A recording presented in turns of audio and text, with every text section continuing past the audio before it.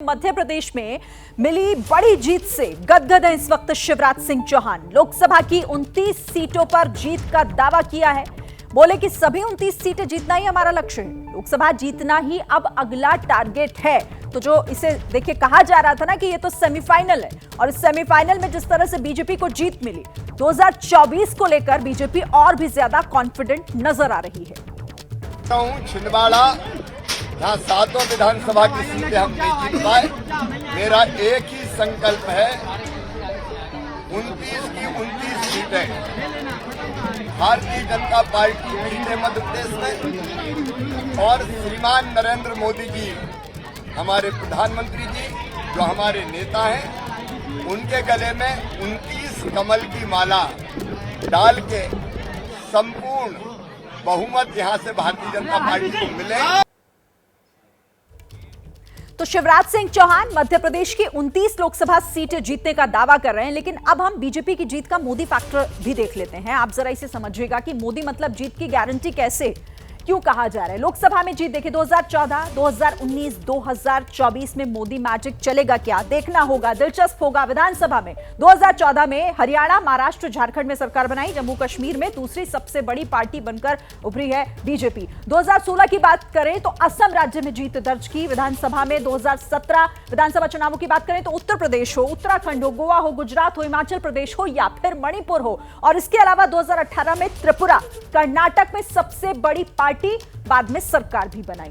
2018 में मध्य प्रदेश दूसरी सबसे बड़ी पार्टी, बाद में सरकार बनाई। मेघालय और फिर नागालैंड में गठबंधन की सरकारें। 2019 की बात करें तो अरुणाचल प्रदेश, हरियाणा और महाराष्ट्र। इसके साथ ही 2020 में असम, पुडुचेरी में गठबंधन की सरकार है। 2022 उत्तर प्रदेश, उत्तराखंड, गोवा, मणिपुर और गुजरात जहां जहां जीत हासिल हुई। 2023 की बात करें तो त्रिपुरा, मध्य प्रदेश, छत्तीसगढ़, राजस्थान आप जानते हैं, मेघालय और नागालैंड में गठबंधन की सरकार। तो विधानसभा में ये जीत का जो एक रथ लगातार बढ़ रहा है, और इधर भी हम आपको दिखा रहे हैं कि लोकसभा में किस तरीके से अब 2024 में भी यही उम्मीद की जा रही है कि मोदी मैजिक चलेगा।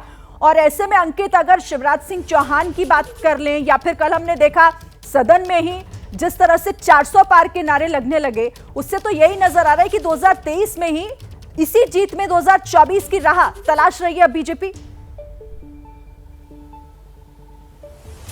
और इसमें कोई दो राय भी नहीं है शिरीन। और अगर हम देखते हैं, खुद प्रधानमंत्री नरेंद्र मोदी ने लाल किले की प्राचीर से खड़े होकर के ऐलान कर दिया था कि तीसरी बार भी बन रही है बीजेपी की सरकार, और इससे उनका कॉन्फिडेंस उसी समय नजर आ रहा था। हालांकि उस समय तो ये चुनाव हुए भी नहीं थे। ये जब चुनावों का लिए कैंपेन शुरू हुआ तो कई तरह के सवाल खड़े हुए कि बीजेपी कितनी मजबूत है, नहीं है। लेकिन जो नतीजे सामने आए उसमें बीजेपी ने 3 बड़े राज्यों में, एमपी, छत्तीसगढ़ और राजस्थान में जीत हासिल की है। वहीं तेलंगाना में भी उसका जो परफॉर्मेंस रहा है पिछले चुनावों की तुलना में 800%, यानी कि पहले एक सीट थी, अब की 8 सीटें जीती हैं, तो वहां पर भी काफी बेहतर हुआ है। और इसी वजह से यह कहा जा रहा है कि मोदी यानी जीत का फैक्टर, सबसे बड़ा फैक्टर। और इसको ऐसे भी समझा जा सकता है कि जो तमाम राज्य हैं वहां पर वैसे था तो विधानसभा का चुनाव, लेकिन एक चेहरा नहीं दिया गया। कहा गया कि सामूहिक नेतृत्व में लड़ा जाएगा, और उसका असर देखने को मिला है। और ऐसे में आप खुद सोचिए, जहां पर विधानसभा चुनावों में मोदी सबसे बड़ा चेहरा है, तो लोकसभा जब चुनाव आएंगे तो वहां पर तो विपक्ष के भी कई नेता कहते हैं कि ये तो इसमें कोई दो राय नहीं है कि प्रधानमंत्री नरेंद्र मोदी का चेहरा एक बहुत बड़ा चेहरा है, और उसी चेहरे को परास्त करना एक बड़ी चुनौती। जैसे ही घड़ी का काटा दोपहर 2:30 पे आए, बबीता जी का दिल सास बहू साजिश के लिए मचल जाए। और ये है इनकी बहू, पूरे दिन ऑफिस की टेंशन हो जाए गॉन जब ये करें अपना फेवरेट शो फ्री टाइम पे ऑन। इनकी तरह आप भी देखिए अपना फेवरेट शो अपने टाइम पर, और डाउनलोड कीजिए एबीपी लाइव ऐप अपने स्मार्ट टीवी पर।